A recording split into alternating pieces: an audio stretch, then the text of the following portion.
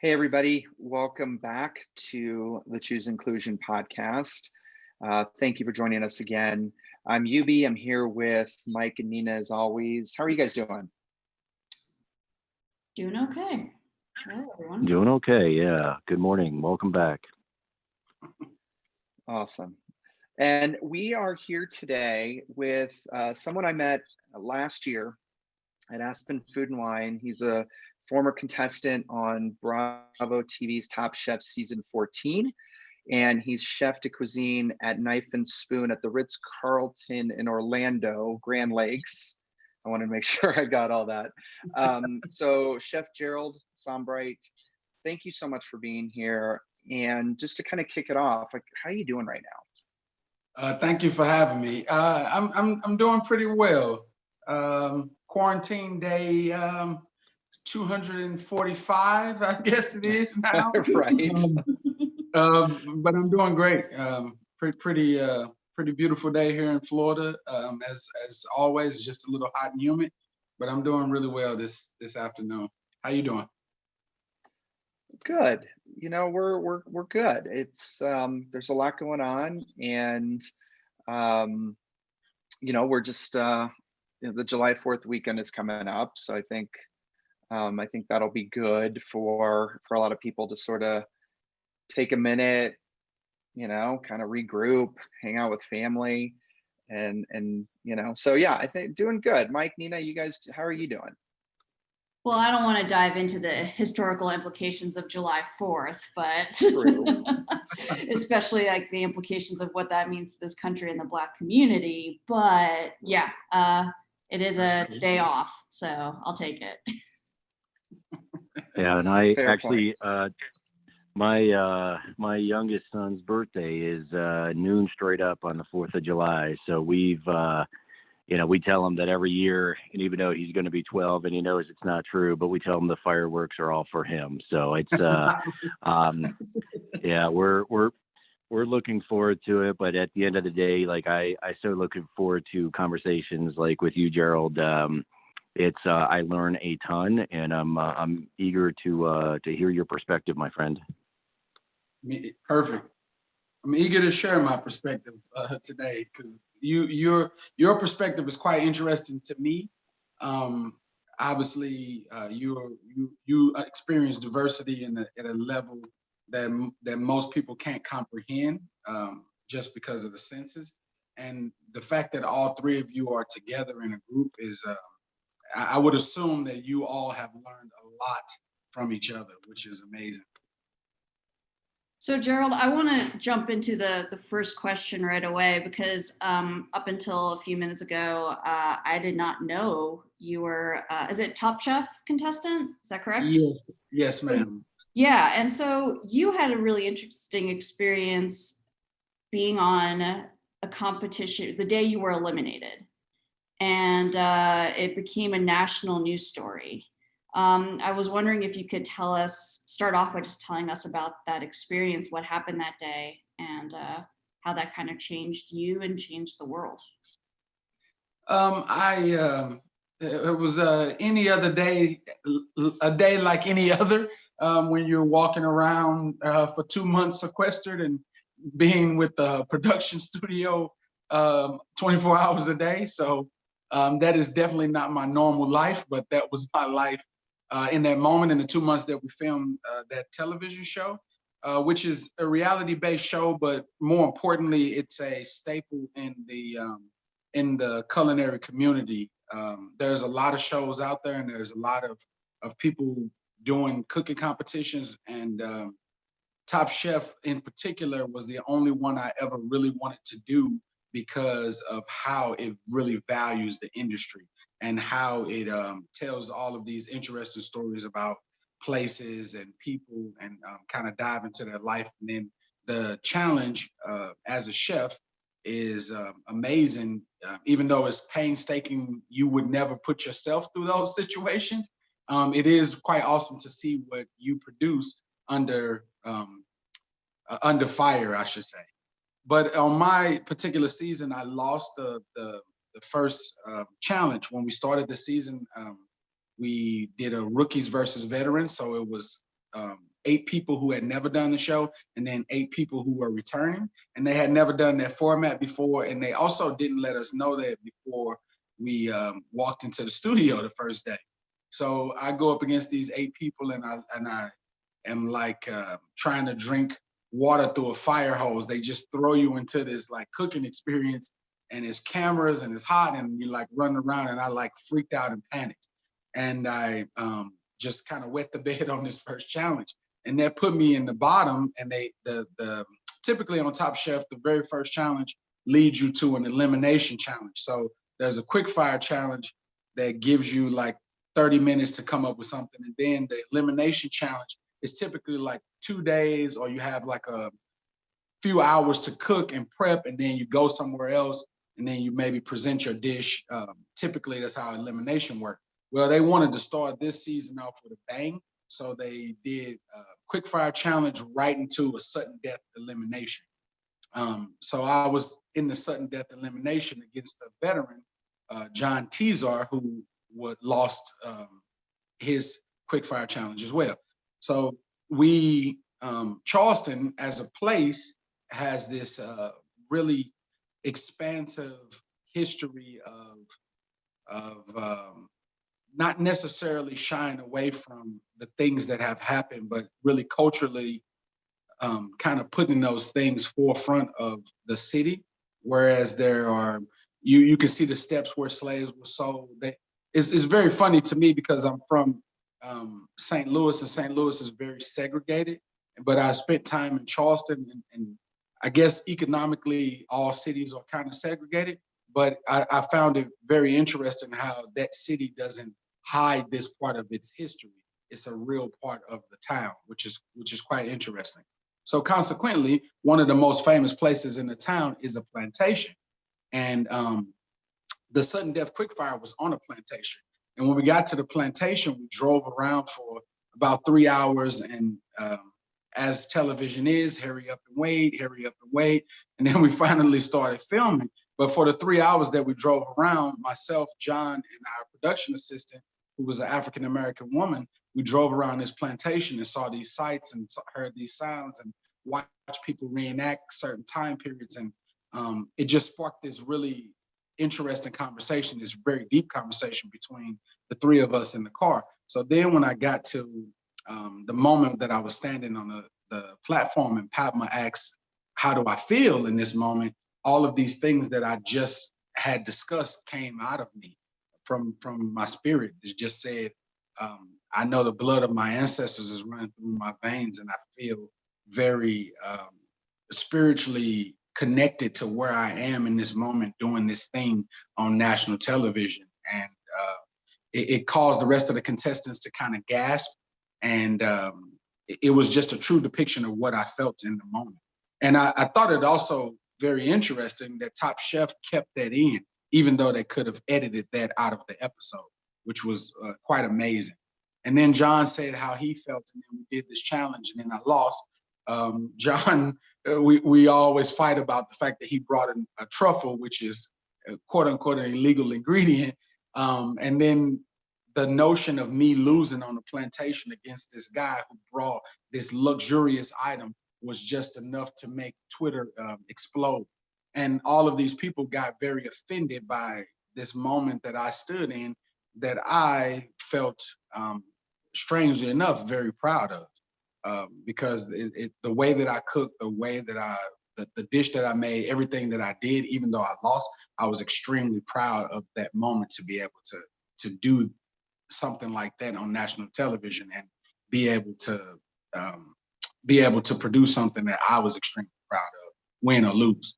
So it was just shocking that I downloaded Twitter to kind of help them, to kind of help combat all of the angst and racism that kind of went back and forth. But it was one of those moments that strangely I wasn't as deeply offended as other people were, which is kind of odd. Well, I think that's a really important part of the conversation that's happening now. I think there's so many assumptions, and there's so many people particularly white people, who sort of try to layer in their own experience on top of the Black community's experience, and without taking a moment to kind of like really understand, like, what are you truly feeling? And so I appreciate that you brought that up, because that's just a clear distinction in this conversation. Like, we need to be more curious about each other instead of just assuming. What's you have some history with what's been going on, right? And from Ferguson and things like that. Can you talk a little bit about your history as it relates to like police brutality and coming from St. Louis? Yeah, it's such a odd, such a strange thing for me to speak on, because as long as I can remember, literally, some of my first memories are the notion that my uncle, Huey, who I literally have like two memories of because I was like 4 or 5 years old when he was murdered. He was at this bar in St. Louis, and he apparently got into an altercation with a couple of guys, and both of those guys were police officers, but they were off duty at this bar having a drink the same as he, and they went outside, and the officers killed my uncle. One of them shot and killed my uncle. And I remember throughout my history, kind of as my family would, there are times when my family would talk about this experience, and my grandmother would talk about how the city of St. Louis awarded her some money, but the guys never went they never went to prison for anything for his murder, and there was never really any justice. But there was this monetary settlement, I guess you want to call it, that was given to her, which definitely doesn't bring her son back. But for me, as a human being, being African American growing up, it really started my perception on what law enforcement was and what the experience with the African American community and police and police brutality, to be specific, what that felt like and how real it was to a young human being kind of growing up. I knew immediately that I was Black and that there was going to be a different way that I was treated than the way that other people was treated. Then throughout my life, I've experienced a fair amount of stop and frisk. I've been in front of my children where the cops have pulled my clothes up and patted me down for literally no reason, but standing outside talking to friends that I grew up with, even as an adult, sitting on my grandmother's front porch. So the relationship with the community and the police, I've always found it to be one that wasn't very inviting on both sides of the coin. But I also lived in a time period before, and then when I was young, maybe 10, 11, or 12, I remember what it was like for cops to know everybody on the street as well. So I also lived this very interesting time where I knew police officers from a walk the beat kind of experience, really back in the day, to when it kind of changed to all these different people being into these communities that they don't really understand and respect or know the people, and just really policing from a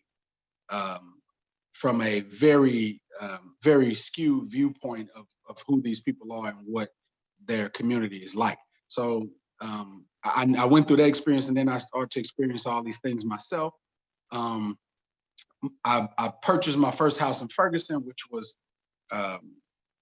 ironically enough, at the time that I purchased my house in the early 2000s, it was a step up from the places that, like North City is where my grandmother lived, and I lived in North County, but I lived in other areas. And Ferguson was literally a step up, and it was very interesting to see over time what transpired till we get to the moment where we run into Mike Brown and him being slain by a police officer, which is in a lot of ways, I think, kind of spurred the Black Lives Matter movement. I think it was it was getting, the moment was fed up at that point. We had went through Trayvon Martin and we had went through all these other cases. And then when it hit Mike Brown, it kind of really exploded in Ferguson, and we saw riots in the country that didn't sustain, but it was very energized and also very complex and polarizing in the sense that there was a lot of national people who came to this area and caused it to be, threw a lot more fuel into the fire than it needed to be, and kind of caused it to escalate in some ways very positive and in some ways kind of negative. And I personally know.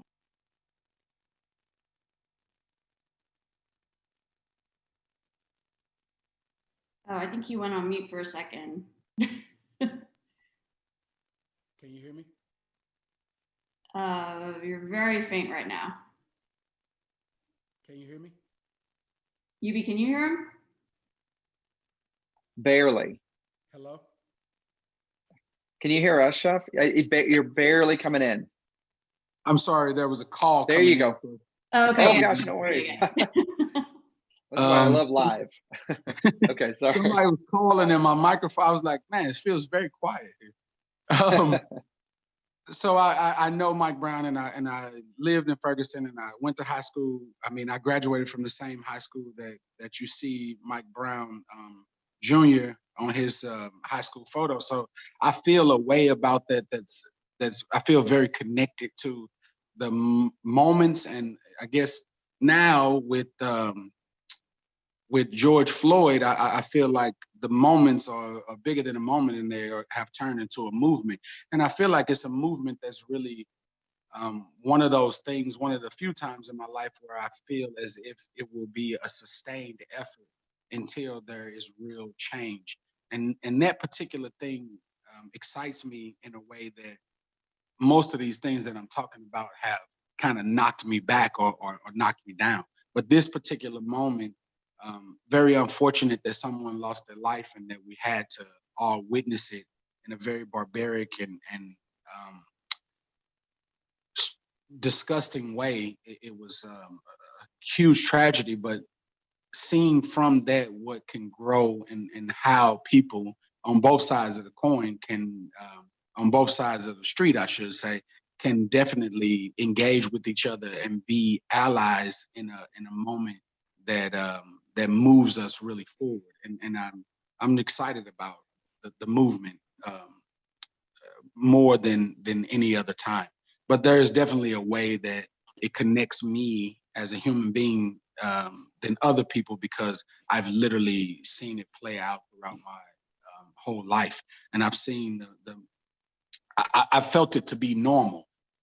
And George Floyd's experience and us watching it as a nation and even as a world these days, because I've seen posts from Australia about George Floyd, and it blows my mind that the world is watching, and what was normal to me is striking that is not normal. People shouldn't live like that. I shouldn't have those feelings. And I think that we all are kind of fed up with people having those feelings and really trying to move the needle forward so that the next generation of people feel what it's like to really have equality. Why do you think Wow. it's different now? Oh, sorry, Mike. Yeah, no, Ubaldo. I was going to ask the exact same question. Thank you for sharing so much of your history, and just wow is all I can say. But what is, yeah, to Ubaldo, like I was going to ask, why do you feel like now is different? Why do you think it's going to go from a moment to a movement? A lot of in a lot of ways, I think that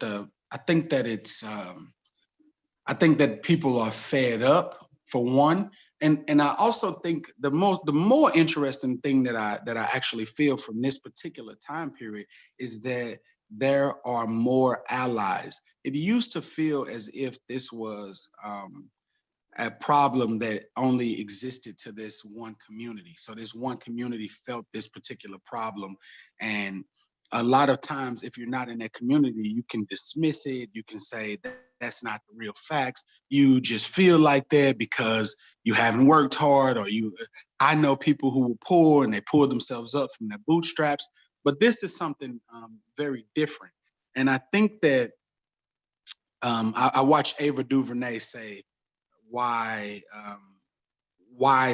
ask the question to herself, why did this particular video break her down so much? And she gave this very interesting perspective as a director that I would never take as just a person watching the video. She said, what changed in the George Floyd video is that you had both people in the frame, both looking at the camera, which is quite interesting from her perspective because she directs movies.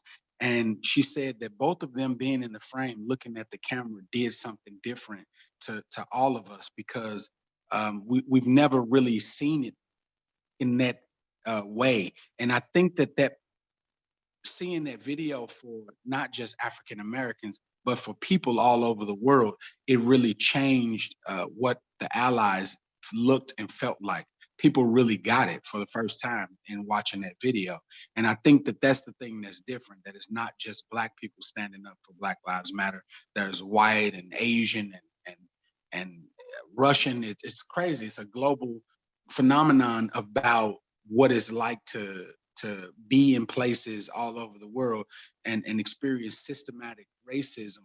But the systematic racism that happens in America a lot of times is quite extreme in the notion that people lose their lives. And I think that people are just fed up with it, and not just Black people. And I think that that's the difference. It's not just Black people are fed up with it. We all kind of got fed up with it at the same time.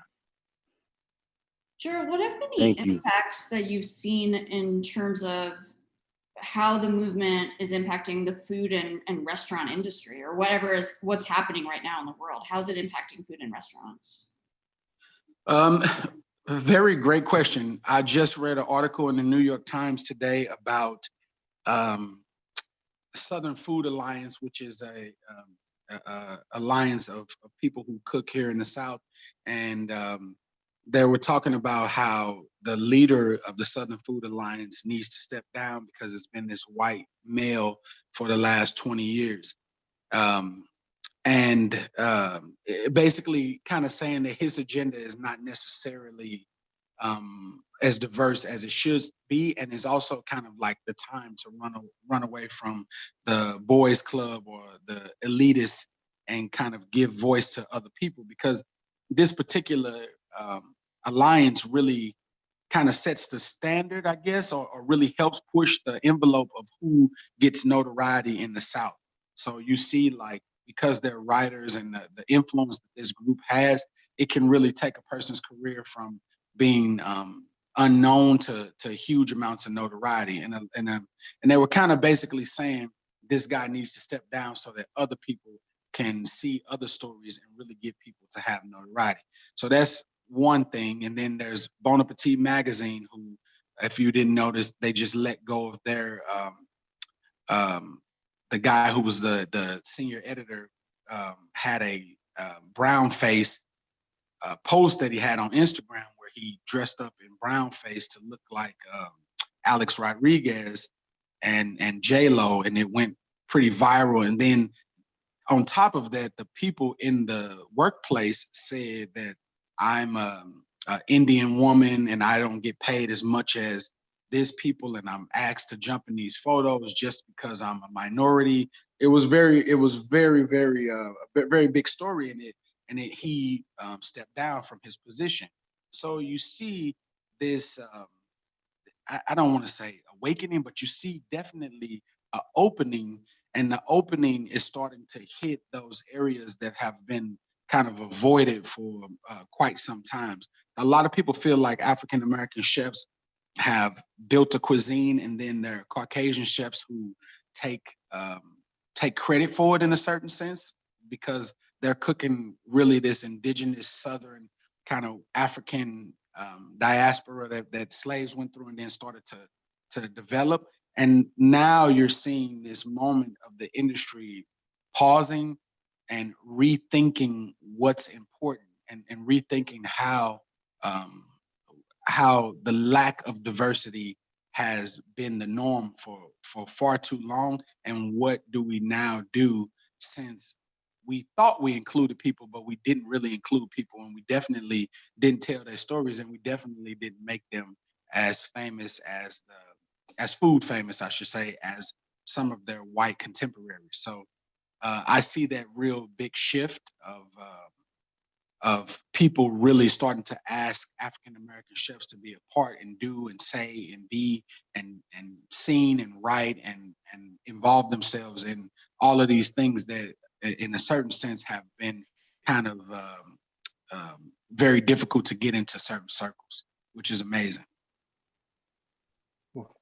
Yeah, I love that. That's really encouraging to hear that, because, well, like, because did you, like, growing up, you talked about your history, you talked about that feeling and that just that status quo that I think most people in the Black community have had their entire lives. But so did you ever, like, how did you get into the food world? How did you become a chef? Was that always something on your mind? Absolutely not, UB. I'd had no clue what I wanted to do. I didn't. I knew I needed to work, and I knew I didn't. I knew I needed to help my mom pay bills, and I didn't really want to go to college at the time. And I was like in between all these odd jobs. I worked for this temp service, and I was really exhausted, and I was just like praying, please don't let me live my life in the rat race. I remember praying a prayer like that. And consequently, I had always worked around food service. So when I was around, I worked in fast food and I worked in all these places. So when I got around 18, I went to go work for the first kitchen right across the street from Busch Stadium at the Westin St. Louis. And it was the first time I had ever worked where there was not a kitchen manager, there was a chef. And I remember very vividly watching the chef break down fish and cut tuna into these like specific blocks and weigh it out. And I was like, wow, this is something that really intrigues me and I want to be a part of. And then I remember the chef having a photo of Escoffier on the wall next to the clipboard where our schedule was held. So we all had to walk past his photo every day. And I thought it was his grandfather for the longest time, because I'd never known a person to have like a photo of somebody on the wall that wasn't someone that was related to them. Well, Escoffier I didn't know who it was. And I asked the chef, who's that photo? And he was like, please get away from me. But before the end of the day, you must tell me who that is. And I was like, oh my God, I was all nervous. And so I went around asking all the cooks, and somebody was kind enough to explain to me that was Escoffier, Auguste Escoffier. He is the father of French cuisine in a certain sense, because he was the first person to ever write down what it meant to be, what French cuisine was and what it meant to be a part of a brigade system. And he was the first person that also created a la carte dining, which had not happened before he came on the scene. And I found it very, very strange. And I found it also very, very interesting that this is the photo that this man wants to have on the wall. So there must be something to this cooking thing. And consequently, I fell in love with it, because I went to work every single day and I learned something new. And that had never happened to me up until that point. And I'm in a large sense of the word, I'm still doing that, which is amazing. I am like I have learned so much. I learned so much on these calls, and you're this walking encyclopedia of not only food and being on television and your history. I can't thank you enough for sharing some time with us. I really am blown away. What a true pleasure it is to hear you talk about your story, and in a way that is quite honestly, like, I don't hear anger or contempt or anything. All I hear is this hopeful. Like I that's what I'm hearing from you. Is my ear catching it? Is it for real? Because that's all I'm hearing from you, Gerald. Well, I mean, I have a huge reason to be.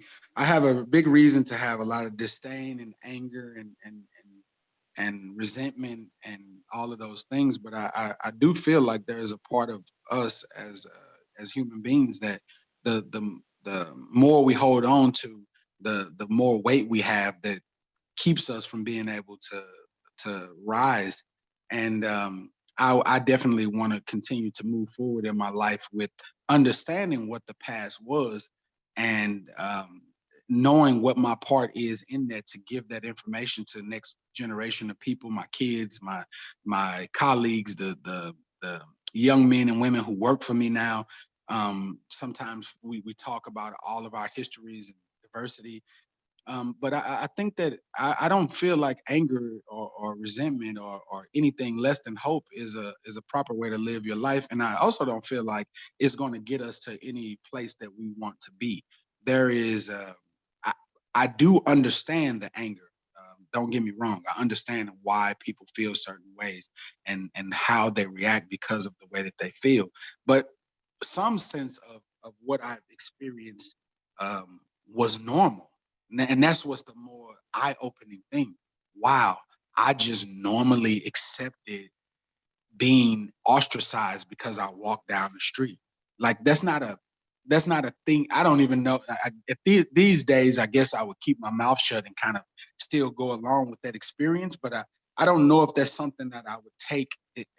I think I understand it differently as far as I need to be around for my kids to not get into an argument and get shot by a police officer because I'm not obeying. But I also know what it's like to be an adult and say, this is my experience, and these people who did this to me, we're going to fight against them until there's something done about it. And I think that that's the more hopeful way, or I think it's the better advantage of living your life. And the truth is, it was normal. It is normal. So it doesn't feel like something you're angry about because you've accepted it as long as you could remember. It's just hopeful that other people have accepted it to see it now for what it is, and um, we all are fighting day by day to make a change. I can't think of a better way to end this episode. Man, that was amazing. Yeah. Gerald, thank you so much. Yeah, blown away. So thank you. Yeah, always. We'll have to do this again. Yes, hopefully on a that would be mountain. amazing. Hopefully we're on a Yes, mountain yes. drinking vintage champagne. Oh, that's Let's stick around after we go live. After we stop going live, we'll talk about that. Well, thank you all very much for listening in. Again, chooseinclusion.com. We're going to keep having these amazing conversations, learning, and building hope. I love leaving off of that because, Mike, I feel the same way. So thank you, Gerald. Thank you, Mike. Thank you, Nina. Thank you, everybody. We'll catch you next time. Take care, everyone. Thanks, guys. Thank Gerald. you. Goodbye.